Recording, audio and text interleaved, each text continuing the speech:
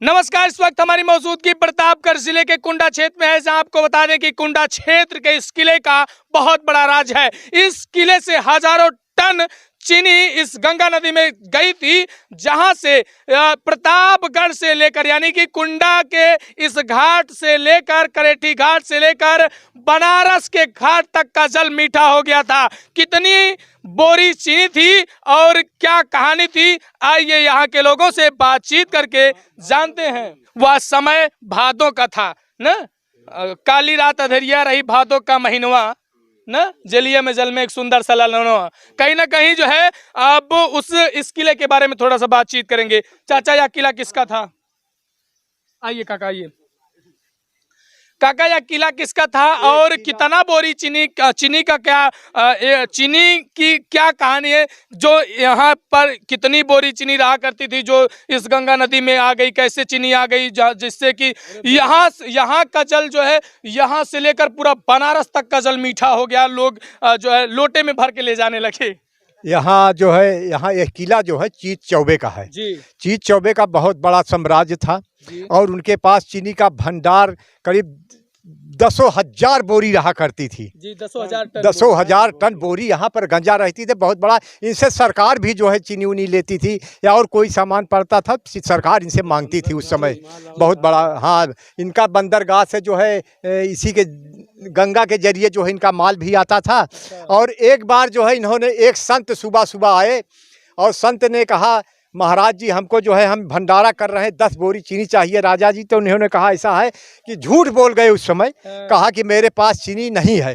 तो उन्होंने कहा ठीक है, अगर नहीं है तो नहीं रहेगी और अगर आप दे देंगे तो परमार्थ में ही लगेगी, हमको स्वयं नहीं ग्रहण करना है। उन्होंने साफ इनकार कर दिया कि हमारे पास चीनी नहीं है जी। कहा जाता है कि वृक्ष कभू न फल बखे, क्या कहा जाता है? वृक्ष कबहु नहीं फल चखे, नदी न संचय नीर, परमार्थ के कारणों मानव धरा शरीर। मानव का केवल कर्तव्य है कि परमार्थ अन्य जीवों की जो है रक्षा करें जी। हाँ, ये कहा गया है। और इसी में संत जो आए थे उनके बारे में हम कुछ बोलना चाहते हैं।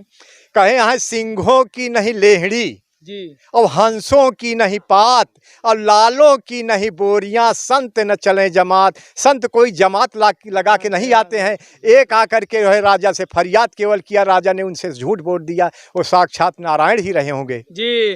कि पता नहीं किस रूप में आके नारायण मिल जाएंगे और नारायण उस रूप में आ गए कि जो है आप नारायण को ध्यान नहीं दे पाए और पूरा साम्राज्य खत्म हो गया ना। तो जो है नारायण मुलाकात किए, बोले हाँ, मुलाकात करके बोले, कहा हमको केवल 10 बोरी चीनी दे दीजिए, हम भंडारा कर रहे हैं। राजा ने साफ इनकार कर दिया कि मेरे पास नहीं है।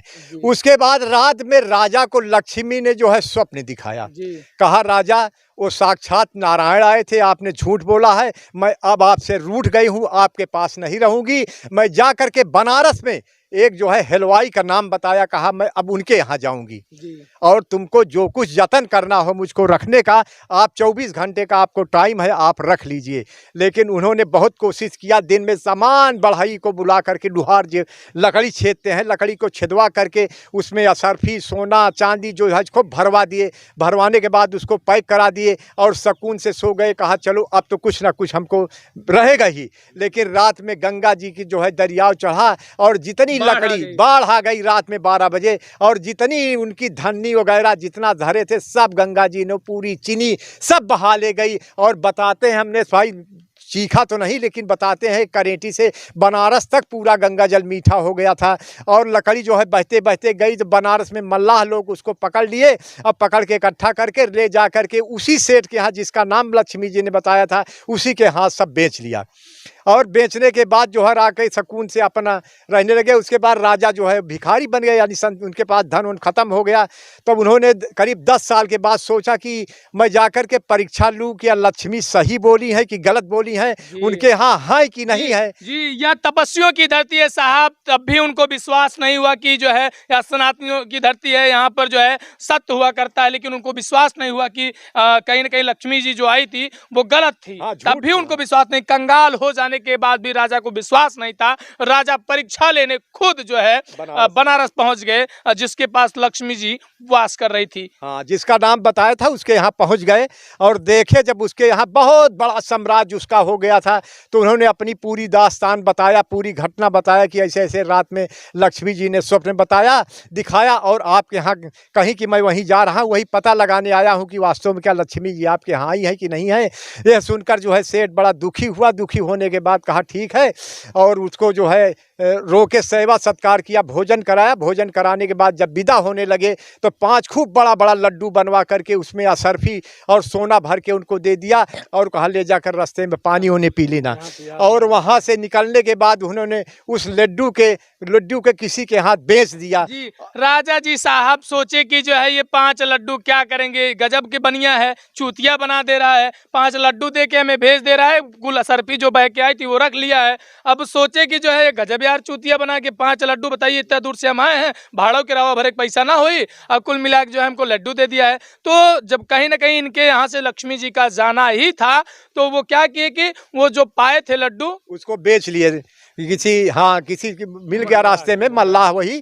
हाँ, तो पार करना था तो उसने कहा भैया इसको खरीद लेते, हम क्या करेंगे इसको जो है।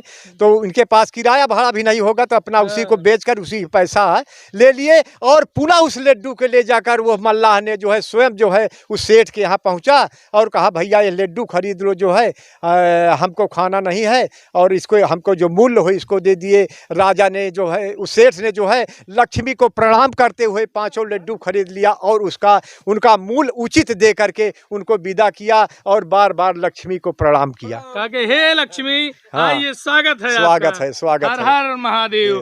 क्या बात है। ये कहानी जो है इस किले की है साहब, जहां पर इतनी 1000 टन बोरियां चीनी रहा करती थी कि करेठी, प्रतापगढ़, कुंडा से लेकर जो है पूरा बनारस तक का जल मीठा हो गया था।